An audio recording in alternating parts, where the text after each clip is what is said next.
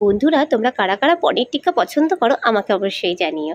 আজকে এই পনির টিক্কা বানানোর জন্য আমি এখানে 200 গ্রাম পনির নিয়ে নিয়েছি। পনিরগুলোকে আমি একটু স্কোয়ার শেপে কেটে নিয়েছি। তারপর টমেটো, ক্যাপসিকাম, পেঁয়াজ সব দিয়ে দই, তারপরে হচ্ছে গোলমরিচ গুঁড়ো, গরম মশলা গুঁড়ো, চাট মশলা, ধনে গুঁড়ো, জিরে গুঁড়ো, নুন, তারপরে কাসাউরি মেথি সব দিয়ে ম্যারিনেট করে রেখেছিলাম 1 ঘন্টা মতো।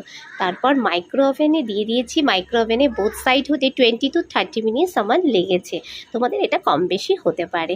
পনির টিক্কা কিন্তু অসাধারণ লাগে, তবে তোমরা দেখবে যেন গ্রিলটা ঠিক মতো হয়। আমি কিন্তু গ্রিলড মোডে করেছি।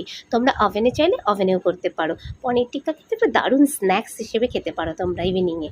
এটা কিন্তু একটু চাটনির সাথে, পুদিনা পাতা, ধনে পাতার চাটনির সাথে পরিবেশন করো, অথবা সসের সাথেও তোমরা পরিবেশন করতে পারো। আজকের রেসিপিটা ভালো লাগলে লাইক, শেয়ার আর সাবস্ক্রাইব করে আমার পাশে থেকো।